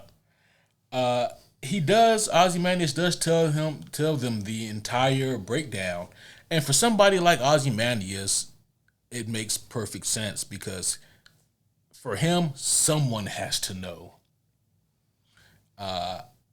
And it's like he said to them, like, oh, it's entirely too late. You can't stop me. Like, it's already happened. Yeah, like, honestly, the first time you hear it, no matter what the medium is, that shit's cold as fuck. Yeah. It's like, he goes on this long-ass, mustache-twirling monologue or whatever, and, he's just boasting about it. You can tell he's trying not to. Yeah. But, like, he's just so proud of himself. Yes. And, like, finally, like, here's someone he can tell. And, they're like, you think we weren't going to stop you or whatever? He's like, stop me? I did it 35 minutes ago. Right. Yeah. And it's horrific. One thing that I really appreciate is, in this animated movie, in the Watchmen TV show, and in Doomsday Clock, all of the depictions of the squid attack are just fucking terrifying. Yeah. And I mean, they do a really great job here of just showcasing, like, the fucking atrocity that it is. Like, just the mass hysteria and confusion. And it's always been depicted as, like, the psychological damage that was inflicted as well as the physical, because there were people who survived it, but they were never the same again. And in this animated movie, you get to kind of see, like, how that takes place. So it was pretty cool. Yeah, agreed. Cool in a horrific sense. Yeah, in like this was really awful. Right. Yeah, so New York is in fucking shambles because it's a bunch of dead folk. Yeah, and a bunch of, like, kaiju goop. Yeah, a bunch of kaiju goop, squid bits. I mean, listen, depending on how fast you are, I don't know how edible any of that is. But silver lining, Yeah. Yeah, squid bits could be like a store brand Dick and Nips. Yeah, but it's new Dick and Nips. Squid bits. Yeah. Be like, Mom, can I get some Dick and Nips? I got them here at the store. We got squid bits at the house.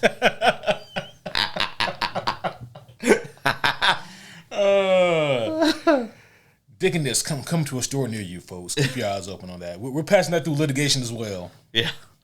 It's under review. That's right. Dr. Manhattan, he finally shows back up.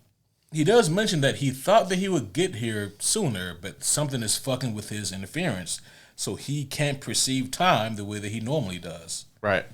And that is, of course, because of Ozymandias. He is able to pick up on a trail of tachyons coming from Antarctica, and he's thinking, well, that's got to be the source. So he and Laurie, they go there. And they encounter Ozymandias. Ozymandias came up with this entire scheme. Ozymandias figured out a way to get Dr. Manhattan off of Earth, and yet he still had a contingency for in case this motherfucker came back. Yeah, which he does. Which he does. So now we get this the confrontation between John and Adrian, and in all the mediums, I've always really loved this encounter.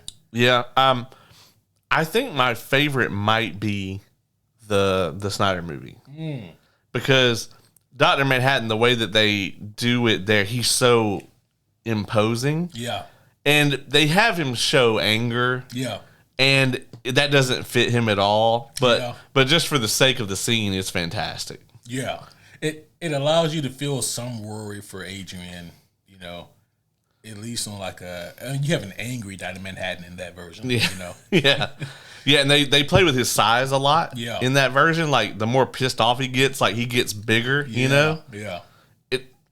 Isn't he, like, huge as fuck at one point during this? Yeah. Oh, yeah. In the movie, when he disassembles them, he pops up like the fucking Stay Puft Marshmallow Man outside. Yeah. I think he does that in the Snyder Cut. That's in all versions of it. Yeah. Yeah. Which, that's also one of my favorite moments, right? So, like, you have Dr. Manhattan who's chasing Ozymandias, and there's like this fucking tachyon maze that Ozzy has built, and he uses poor fucking Bubastis, who had nothing to do with this. Yeah. And he uses Bubastis as like bait to lure Dr. Manhattan in, and Dr. Manhattan, with all his infinite knowledge, is like, the fuck is that thing? Yeah. If I ever become obscenely rich, one of the signs will be that I will have a giant, possibly genetically modified cat. You have to give it an absurd name. Yeah. Lithindor. You know, it's gotta be something, you know. Yeah. Zabuk syrup. Yeah. But he activates this particle accelerator machine, the same shit that obliterated John Osterman back in the 50s. And it obliterates both poor Bubastis and Dr. Manhattan. And, you know, you have to wonder, right? This was probably all Ozymandias could do. But you have to wonder if he thought that would work. Well, he actually comments, he's like, I wasn't sure if that was going to work. He's like, fuck yeah, I deleted him. All right, cool. And then I love how he just like pops right back. He's like, man, reassembling myself, that's like the first thing I had to learn. Which makes fucking sense because it literally was the first thing he had to learn. Yeah. And I always loved that line. Like, you thought that shit would work, huh? Okay. Sorry about your pet, though. I don't think he knows how to do it. Turns out Bubastis does know how. It's just after this, he fucking did it somewhere else. Post-credit scene, yeah. You just see them come back together. He's like, nah. Oh, shit.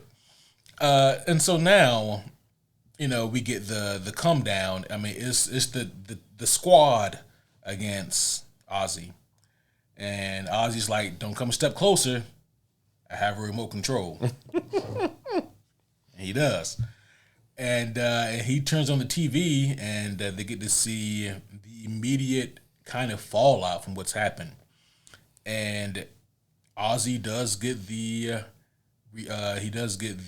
results that he wanted. Yeah, this was such a great moment. Yeah, I love the line here from in all the versions from Dr. Manhattan. You know, what is it, Adrian? Another super weapon, right? And he's like, kind of. Yeah. It's called television. Yeah. Click. He's got his 1985 TV wall. That's right.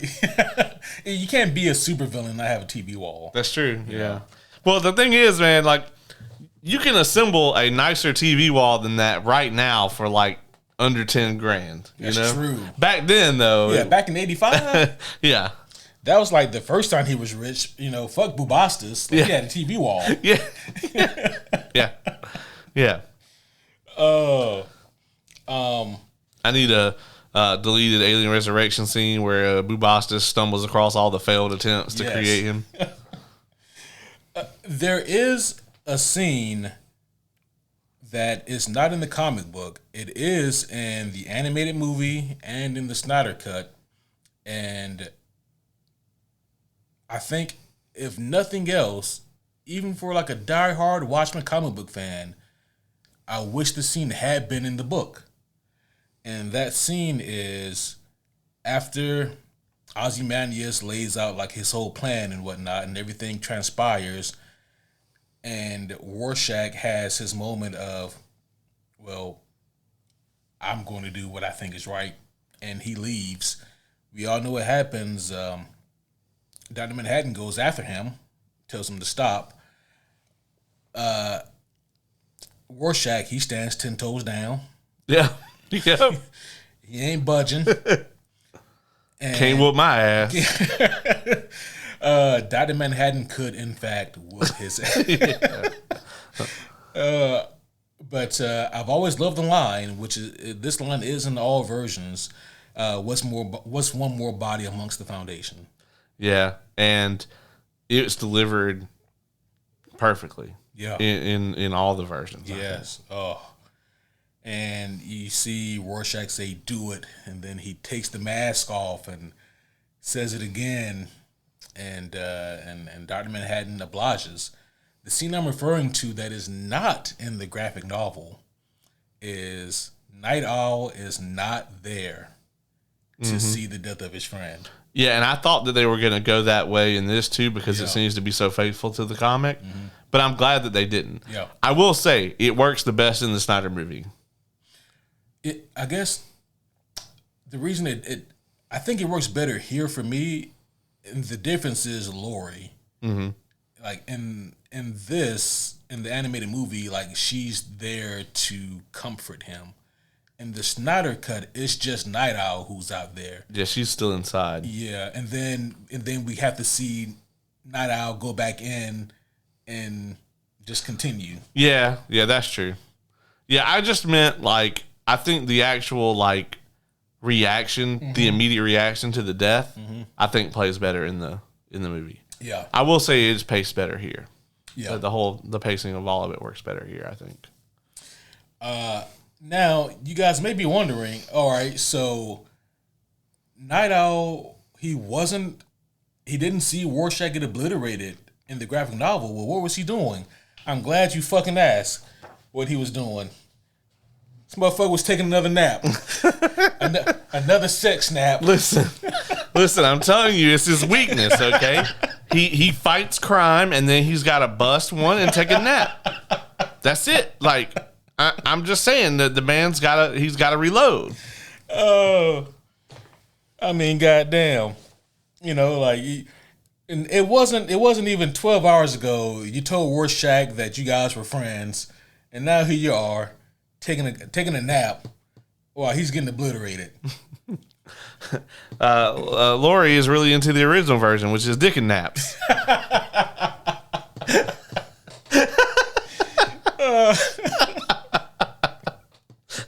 God damn. Oh. And also, like, what's the protocol when your girl's ex-boyfriend kills your friend? I'm not really sure. Also, you know, at this point, they haven't broken up. She's still cheating on his ass. I guess that's true. Huh? I guess if one partner moves to another planet, it's automatic breach of contract. Yeah, that's true. I guess that's true. That's fair. Oh man! Like if you leave Earth, yeah, then and you're not an astronaut. Yeah, you didn't like talk about this beforehand. Yeah, spontaneous planet leaving. Right. Yeah. I think we're done. You know? Agreed. Yeah, that's fair. There is one last conversation between Dr. Manhattan and Ozymandias, and it's about not so much about the morality of it, but did he make the right decision? And I love this conversation in all the versions actually because I mean it's a good question and how do you answer it? So the question that Ozzy presents to Dr. Manhattan is, I did the right thing, didn't I? It all worked out in the end, and the answer that Dr. Manhattan gives is, in the end, nothing ends, Adrian. Nothing ever ends. And he says, John, what do you mean by that? And then Dr. Manhattan's like, deuces. Yeah. I love those haunting last words. You know, like, so in the end, I did the right thing. Well, nothing ever ends. Right. And I love that because in Adrian's head, there's always going to linger this sense of doubt, this sense of I'm the world's smartest man. I thought this thing through over and over again. I made all these steps and all these sacrifices. This is the best option. It has to work. But what if it doesn't? Right. And so that's just one more thing he has to live with. And I think that's going to be the hardest thing for him to live with, because he has already in his mind thought about all the deaths on his hand. He's thought about all of the lies and deceptions. What he did not think about is the doubt that will linger in his mind. That's the one thing he never calculated. And they also kind of leave it open-ended, too, as to whether he will be exposed or not. Yeah. Yeah. He doesn't know. It's possible. And almost like an epilogue here, we do get to see Lori and Dan. They're living their best life right now in their different identities. They can't be crime vigilantes, and it's their same identities anymore. That shit's still illegal as fuck. Yeah. As fuck, boy. As fuck, boy. So they change their identities and they go and visit Sally, Lori's mom. And they have words here, and then they also, of course, talk about the comedian being the father. And this is a really touching moment here. Did you like the confrontation here in this between Lori and Sally about the comedian? I was kind of lukewarm on it, to be honest. I thought it was a nice touch to have it. I would rather have this than not have it. But I don't know that I felt a particular way about it. Yeah.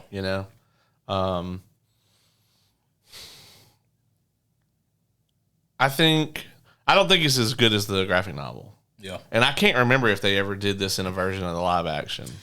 They did. It was very brief, but they did. Yeah. I thought so. Yeah. Actually, I liked it in the live action though. Yeah, the actress that played her mom was perfect in the live action. Yeah, it's funny though, right? That movie still holds up, but you can tell that that's a young woman wearing a lot of prosthetics. Yeah, yeah. Because that actress, she was like the same age as the actress that played Lori. Yeah. Because she played young Silk Spectre during the. Yep. Yeah. So let me ask you. Do you think the purpose of them doing this animated movie? Because you kind of got to ask, right? Mm-hmm. Like the Snyder version, it's not far enough off that we needed a whole new adaptation. Right. Like Warner Brothers isn't going to do anything just to jerk off the comic book purists, right? They don't give a fuck. Yeah. I have to wonder if they're putting this out because they intend to do an animated Doomsday Clock. I had that same thought. And I'm down like a clown. Yeah. I'm definitely down for that. They'll announce that shit the day after we review the graphic novel. They're going to be like, and go. Yeah. As soon as their Spotify notification pops up, boop, they're going to be like, oh, put out the press release. Bitches. That is how that shit tends to go. No, I kid you not, though, man. I had that exact same thought. I wonder if they're going to do a Doomsday Clock animated. I mean, they absolutely can. That's a lot, though. Yeah. Like it couldn't be done in one part, I don't think. No, I mean, just like this, it would have to at least be 2 parts. Yeah, I think probably 3. Maybe. Because I want them to put the button in there. Oh, man. It's got to start with that. Man, I would love if it had the button, but it probably won't. It probably won't. No. I know. That should totally be the intro. It should be. Yeah. Yeah. And they should get the same voice actor from the Flashpoint animated movie. Yes. That'd be amazing. That would be great. Would that break any of the? Would they get? Oh fuck! I'm drawing a blank on his name. The comedian. Oh, I can never remember Jeffrey Dean Morgan. I can never remember this motherfucker's name either. I mean, How wild would it be to get him to voice the comedian and Flashpoint Batman? I think they'll stick with this same cast though. Yeah. You know, obviously. If they could get Jeffrey Dean Morgan though, by all means. Yeah. Yeah, that'd be great. No, but an animated Doomsday Clock would be fantastic. Will they do it? I mean, you look at all the material they've mined, and I don't see why they wouldn't. And now with the Watchmen being out, yeah, I absolutely think it's something on the table. Yeah, I mean, I think that it would be a perfect time to do something that colossal. Yeah. I think you've got to have this established canon, right? So that we can bring these same characters over. Right. Yeah, I think it would be very brilliant of them to do it now, or at least soon. Yeah. So that there can be some continuity. Now, if, they also could get, like, the fucking Flashpoint Paradox cast back, that would be amazing. Yes. But that movie's over 10 years old now, I think. Yeah, it is. Came out in, I think, 2010. Yeah. So, almost 15 years old. That's wild. Yeah. Shit, that's wild. Got to look and see if there's anybody that, like, would be completely off the table. I don't know, because I was even thinking about Justice League Origin. That came out 10 years ago, almost 11 years ago now. And I think Flashpoint came out before that. Yeah, it had to have. So, well, I mean, obviously they can't get Kevin Conroy. oof. They're definitely not going to get Michael B. Jordan back as Cyborg. He was Cyborg, huh? Yeah. Wow. Craziness.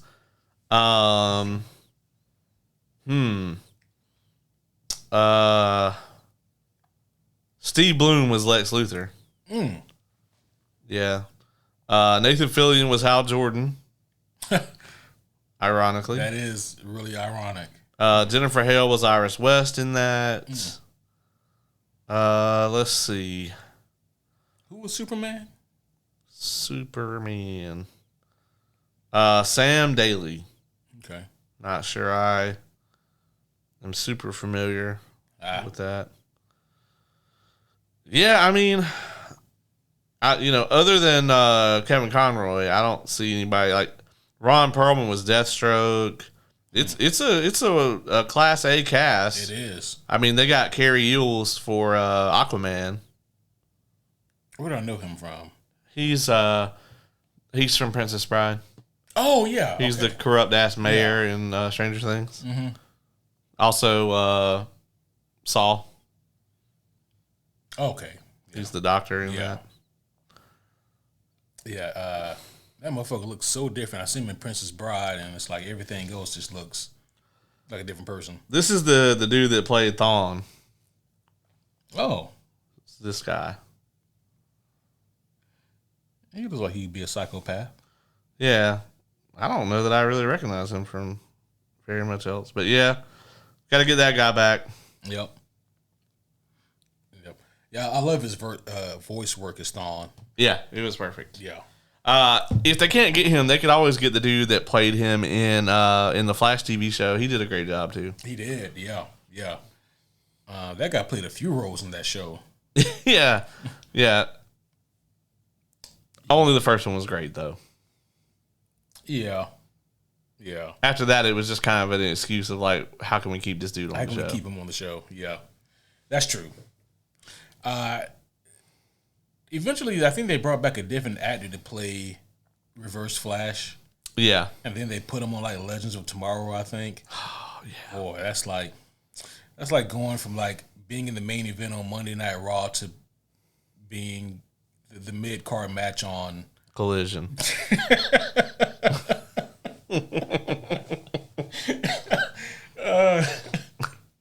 Goddamn. Man, what else do you have about Watchmen? I don't know, man. We've been going for a while. I think we've really covered it in depth. I mean, Obviously, I think we'd love to see a Doomsday Clock. I mean, are they going to spend the money and the resources to make that kind of thing? That's a big cast. Yeah, it's a big cast. I haven't read it yet, so I don't know how complicated the story is. But I think all of that really also too comes down to like James Gunn. Like, are they willing to invest this heavily in an Elseworlds project? That's true. So I don't know. I hear Creature Commandos is great. I haven't watched any of it yet. Yeah, I'm behind on it. I've seen the first 2 episodes, and I really like it so far. Yeah, I need to get on that. I need to get on What If. Yeah, same. I haven't watched any of that either. Yeah. I also haven't watched a single second of Star Wars Skeleton Crew. That's right. Yeah. But I feel like it's not going to be for me. I don't know enough about it to know if it's going to be for me or not. Yeah, it feels like kind of like they just kind of wanted to make like a fun Star Wars show. Mm-hmm. And I get that. I'm glad that they have it. I'm not the audience that's for. And I'm probably going to hate it. I'll be honest with you. I'm going to be like, you motherfuckers like cost us the Acolyte, but we're going to watch this. We're going to watch this. And watch it get a season 2. It probably will. Yeah. If it depends on how it does ratings wise, One final thing here, and then we'll wrap up. And that is, I was flipping through the Absolute here because most times that I read Watchmen, I just read my standard version, and I just have this version to look pretty on the shelf. I understand. I have a few of those. Oh yeah. You understand you understand the process. Yeah. At the back of this book, though, they have all of the characters that Alan Moore originally wanted to use at DC, but then couldn't. Yeah. And so it was just interesting going back and looking to see who he wanted to use before he created these own characters. So instead of Dr. Manhattan, he was going to use Captain Atom. Yep. Which, obviously would have been very interesting. Captain Atom nowadays, for whatever reason, always jobs out to people, but he shouldn't. Right. Right. Yeah. Speaking of Flashpoint earlier, he was really dope in that. Oh, and yeah. then. Yeah. And then he's, so that would have been really cool. Ozymandias was going to be a character that I'm not really familiar with, named Thunderbolt. I think that this is a character maybe from Charlton Comics that was purchased by DC. I'm not sure though. So yeah, homies, if you guys know a lot about Thunderbolt here, I wonder if he was like a Black Bolt ripoff. Because there's a lot of characters where Marvel and DC went back and forth, like, oh, they got this character, let's just make this knockoff version of him. Although sometimes the knockoff turns out to be better. Deadpool. Oh, he's. Okay, sometimes the knockoff turns out to be more marketable. There we go. Yeah. Yeah, that's what I really mean, actually, because I like Deathstroke. Yeah, I agree with you on that. Night Owl is very obvious who they wanted. Night Owl. Actually, they wanted Blue Beetle. Oh, really? I thought that for sure that was supposed to have been Batman. Maybe Alan Moore just straight up knew they weren't going to let him have that. Night Owl was supposed to be Blue Beetle. So obviously, guys, not Jaime Reyes. That character wasn't even created yet. Yeah. But the original Blue Beetle, the one who had gadgets and gizmos, obviously similar to Batman. Was that Tim Cord? Actually, yeah. This was supposed to be the one that's even before him. Oh shit. Yeah. I don't even know who that is. I forget that guy's name, but he's been dead and gone for so long. Yeah. Ted Cord is the one that's most commonly known, other than Jaime. Rorschach was originally going to be the Question. That tracks. Yeah, and that does track. And that's like an original picture there of what he was going to look like. Hey, this is just randomly popped into my head, but you set it off with the Question. Is fucking the Spot from Spider-Verse, is that an original villain?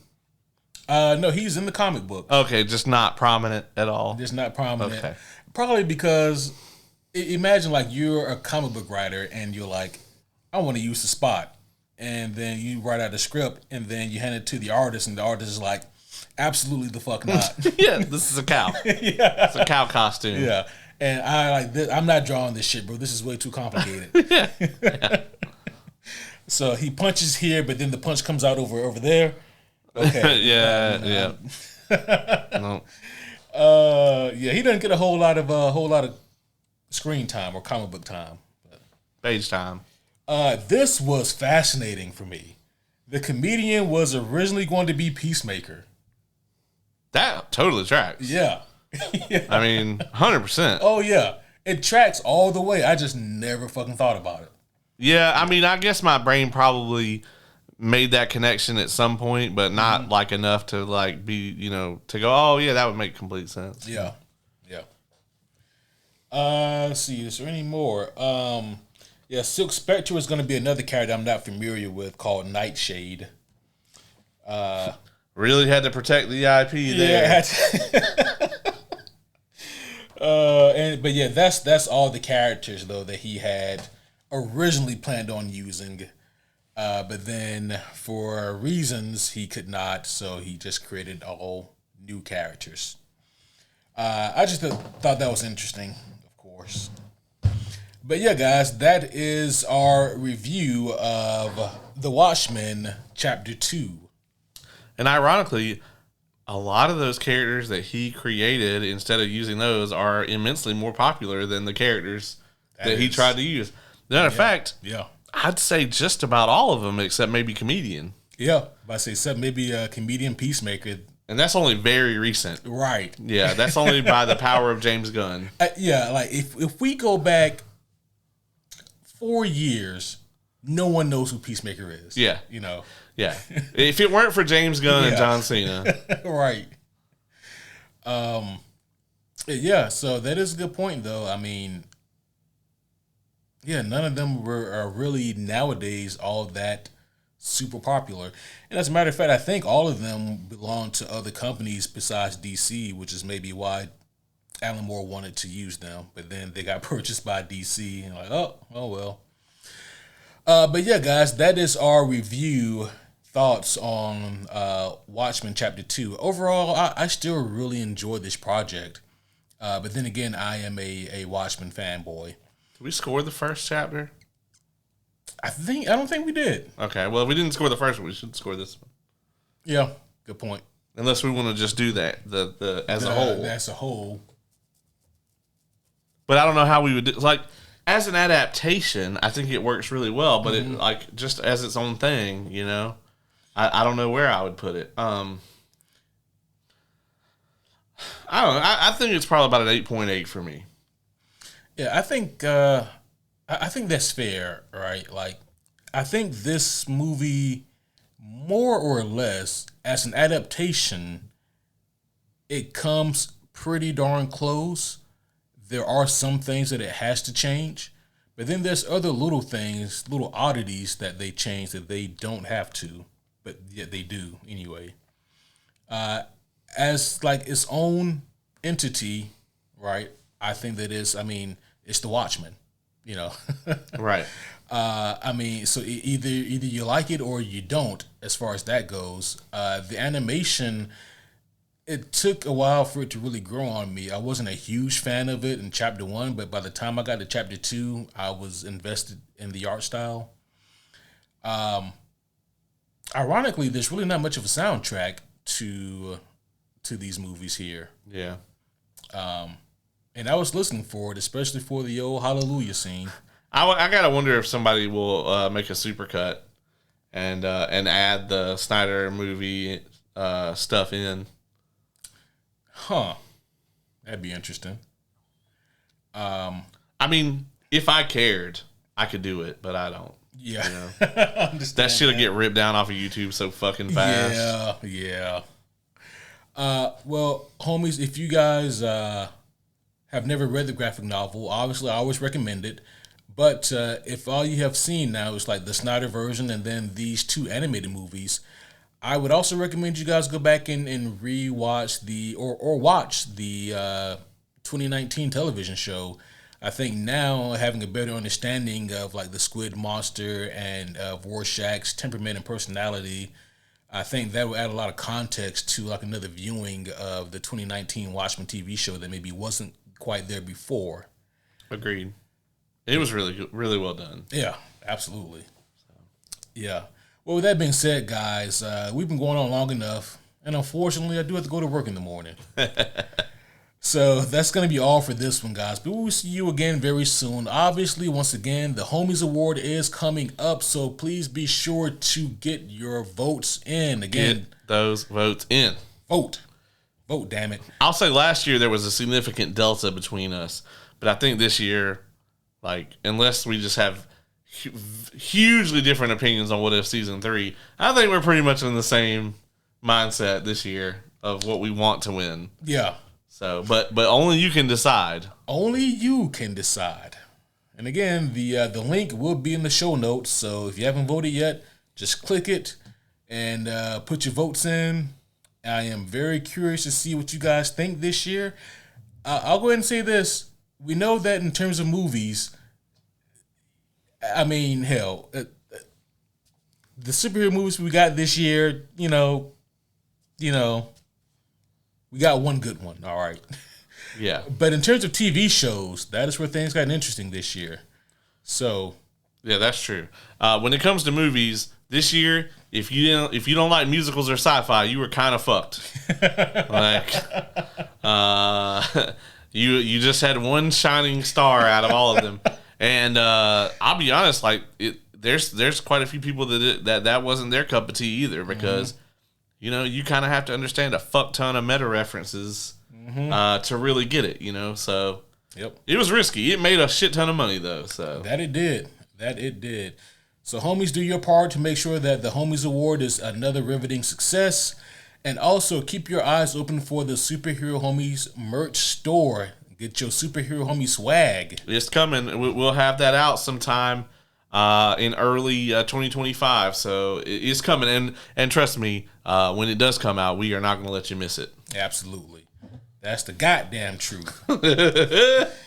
Well, homies, that's going to be all for this one. Hopefully, you guys enjoyed this review / breakdown / discourse on The Watchmen Chapter 2. That's going to be all for now, though. But until next time, my name is Superhero Homie Q, and I'm Superhero Homie Caleb.